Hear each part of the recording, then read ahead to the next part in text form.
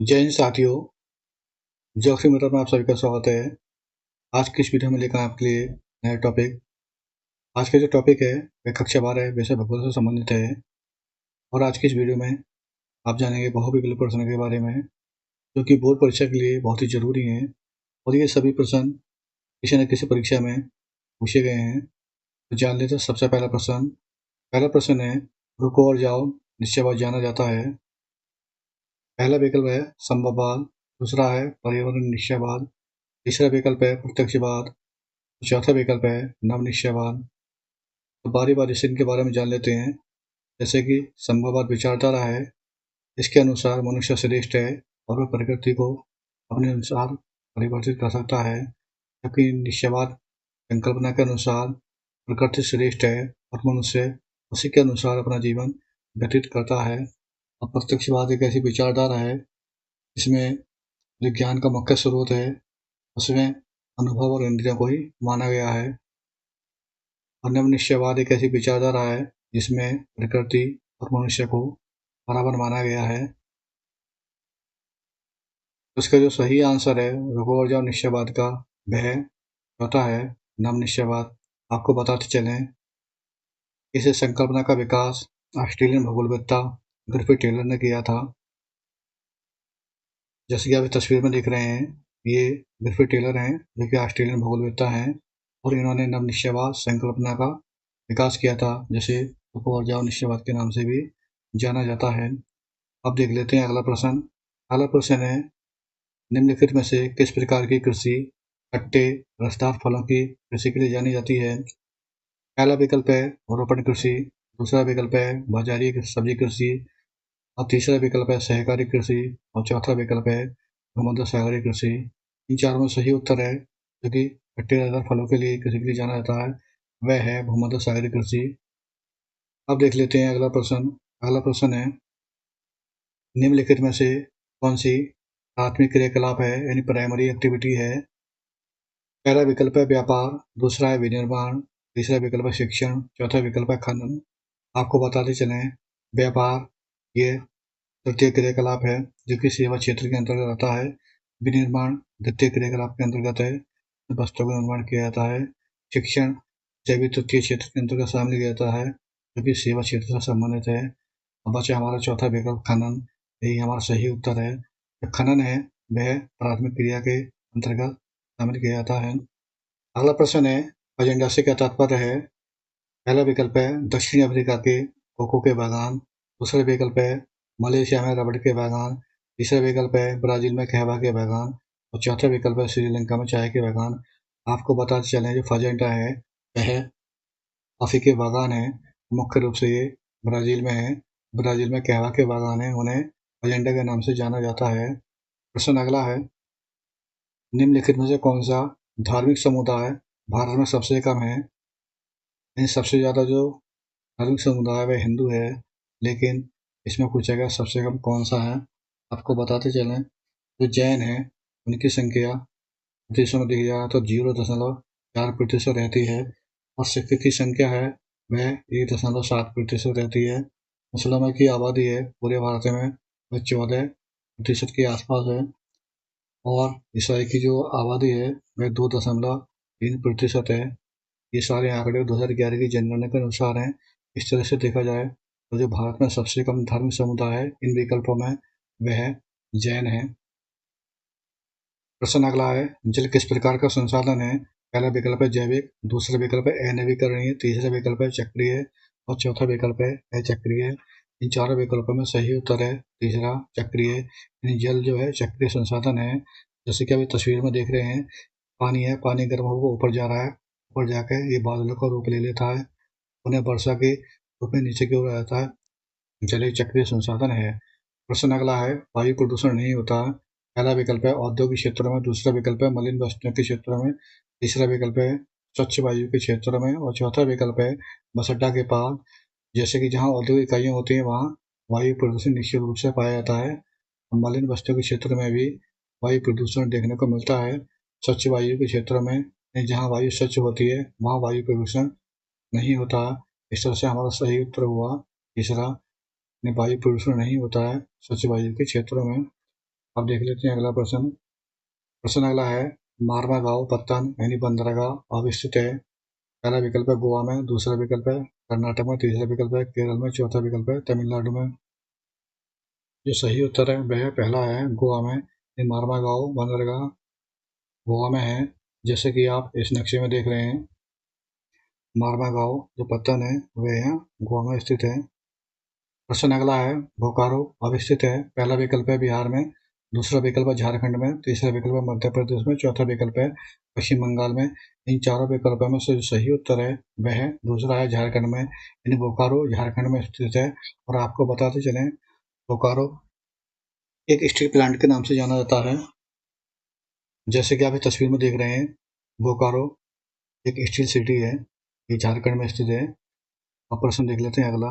प्रश्न अगला है, जनसंख्या की अधिकतम वृद्धि दर पाई जाती है। पहला विकल्प है अफ्रीका में, दूसरा विकल्प है उत्तरी अमेरिका में, तीसरा है एशिया में और चौथा विकल्प है यूरोप में। अफ्रीका में जो जनसंख्या वृद्धि दर पाई जाती है वह 2.5% पाई जाती है। उत्तरी अमेरिका में यह 0.7% पाई जाती है और एशिया में 0.9% वृद्धि दर पाई जाती है। अब बात करें यूरोप की, तो यूरोप में 0.1% ये जनसंख्या वृद्धि दर पाई जाती है। इस तरह से देखा जाए तो जनसंख्या की अधिकतम वृद्धि दर अफ्रीका महाद्वीप में पाई जाती है। प्रश्न अगला है, निम्नलिखित में से कौन सा पर्यटन नगर है। पहला विकल्प है मथुरा, दूसरा विकल्प है रायपुर, तीसरा विकल्प पंचमढ़ी, चौथा विकल्प है रानीगंज। इन चार में जो सही उत्तर है वह है तीसरा पंचमढ़ी, यानी पंचमढ़ी पर्यटन नगर के नाम से जाना जाता है। जबकि जो पहला विकल्प है मथुरा वह एक धार्मिक नगर है, रायपुर प्रशासनिक नगर है और जबकि रानीगंज है वह एक खनन नगर है। प्रश्न अगला है, रानीगंज खनन के लिए प्रसिद्ध है। पहला विकल्प है बॉक्साइट, दूसरा है कोयला, तीसरा विकल्प है तांबा, चौथा विकल्प है अवरक। इन चारों में जो सही उत्तर है वह है दूसरा, यानी रानीगंज कोयले के लिए प्रसिद्ध है, यानी कोयला खनन के लिए प्रसिद्ध है। आपको बताते चले, भारत की जो प्रथम कोयला खान है वह रानीगंज में सन 1774 में खोदी गई थी। और जो रानीगंज है वह पश्चिम बंगाल में स्थित एक नगर है।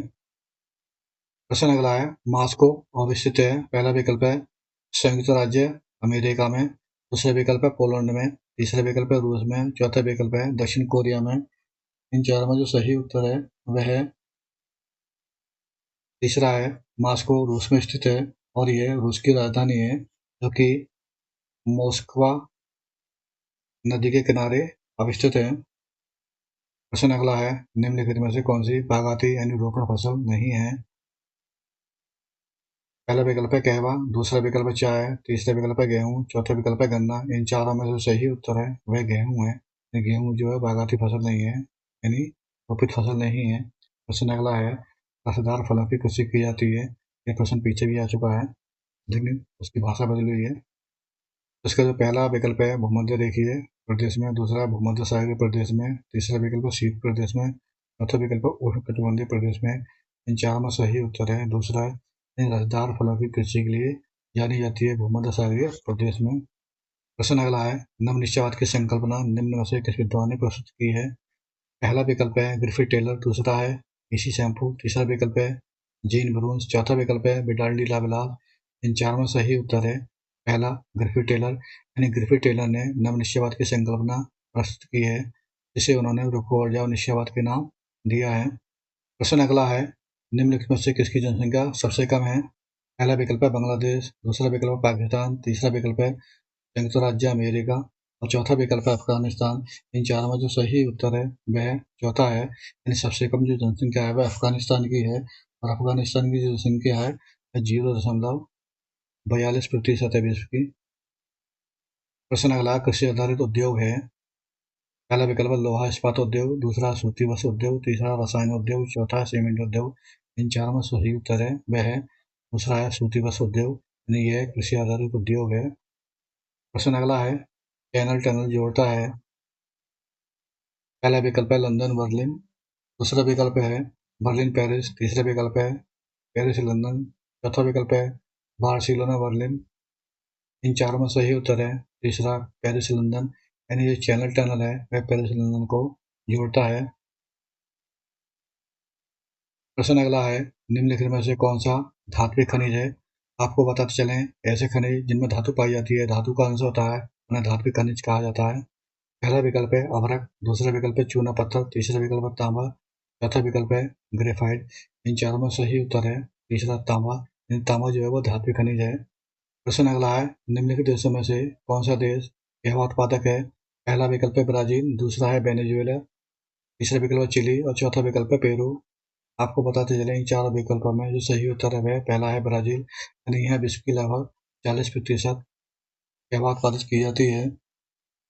प्रश्न अगला है, सघनतम रेल तंत्र पाया जाता है? पहला विकल्प है अफ्रीका में, दूसरा विकल्प है दक्षिणी अमेरिका में, तीसरा विकल्प है यूरोप में, चौथा विकल्प है उत्तरी अमेरिका में। इन चारों में सही उत्तर है तीसरा यूरोप में, यानी विश्व का सघनतम रेल तंत्र यूरोप में पाया जाता है। यहाँ लगभग 4,40,000 किलोमीटर लंबा रेल तंत्र पाया जाता है। प्रश्न अगला है, मानव भूगोल के निम्न में से कौन सी संकल्पना प्रकृति की सर्वोच्चता में विश्वास करती है? पहला विकल्प है नवनिश्चयवाद, दूसरा विकल्प है संभववाद, तीसरा पर्यावरणीय निश्चयवाद, चौथा विकल्प है प्रत्यक्षवाद। इन चारों में सही उत्तर है पर्यावरणीय निश्चयवाद, यानी यह संकल्पना प्रकृति की सर्वोच्चता में विश्वास करती है। प्रश्न अगला है, निम्नलिखित में से कौन सा देश सबसे अधिक जनसंख्या वाला देश है? पहला विकल्प है इंडोनेशिया, दूसरा विकल्प है पाकिस्तान, तीसरा विकल्प है बांग्लादेश और चौथा विकल्प है संयुक्त राज्य अमेरिका। इन चारों में सही उत्तर है चौथा, संयुक्त राज्य अमेरिका। यह सबसे अधिक जनसंख्या वाला देश है दिए गए इन विकल्पों में। प्रश्न अगला है, निम्नलिखित में से कौन सा मानव विकास का उपागम नहीं है? यानी आपको देखना है इनमें से कौन सा नहीं है। पहला विकल्प है आय उपागम, दूसरा है कल्याण उपागम, तीसरा स्वास्थ्य उपागम और चौथा है क्षमता उपागम। इन चारों में आय उपागम ये भी मानव विकास का उपागम है, दूसरा कल्याण उपागम ये भी मानव विकास का उपागम है और चौथा है क्षमता उपागम यह भी मानव विकास का उपागम है। लेकिन सी जो है सीधे का विकल्प है, ये स्वास्थ्य उपागम मानव विकास का उपागम नहीं है। इस तरह से आंसर हमारा सही हुआ तीसरा। प्रश्न अगला है, भारत के निम्नलिखित में से इस राज्य में जनसंख्या का घनत्व सबसे अधिक पाया जाता है? पहला विकल्प है आंध्र प्रदेश, दूसरा है कर्नाटक, तीसरा विकल्प है केरल, चौथा विकल्प है तमिलनाडु। यानी सन 2011 की जनगणना के अनुसार इनका घनत्व देख लेते हैं। आंध्र प्रदेश का जो घनत्व है वह 308 व्यक्ति प्रति वर्ग किलोमीटर है, कर्नाटक का 319, केरल का 860 और तमिलनाडु का 555। इस तरह से देखा जाए तो सबसे अधिक जनसंख्या घनत्व वाला जो राज्य है वह केरल है। आपको पता चले उत्तर प्रदेश का जो जनसंख्या घनत्व है वह 829 व्यक्ति प्रति किलोमीटर।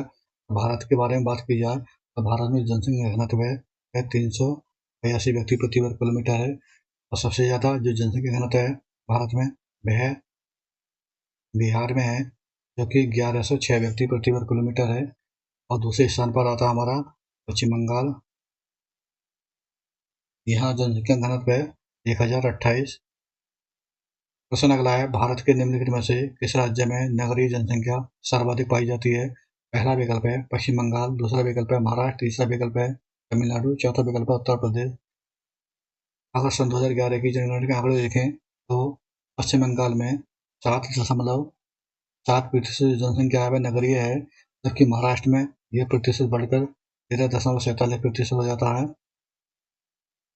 तमिलनाडु में नगरीय जनसंख्या का प्रतिशत 48.45% रहता है और उत्तर प्रदेश की बात की जाए तो यहाँ 11.79% जनसंख्या नगरीय है। इस तरह से जो सही उत्तर हुआ हमारा वह तीसरा हुआ तमिलनाडु। प्रश्न अगला है, निम्नलिखित में से कौन सा नगर और साइबेरियन रेगिमाला पर अवस्थित नहीं है? पहला विकल्प मास्को, दूसरा है ओमस्क, तीसरा विकल्प है चीता और चौथा विकल्प टोमस्क। इन चारों में सही उत्तर है हमारा चौथा टोमस्क। यह नगर और साइबेरियन रेगिमाला पर अवस्थित नहीं है। यदि आपको वीडियो अच्छी लगी हो तो वीडियो को जरूर लाइक करें और यदि आप चैनल पर नए हो तो चैनल को जरूर सब्सक्राइब करें। मिलते हैं अगले वीडियो में एक नए टॉपिक के साथ। तब तक के लिए धन्यवाद।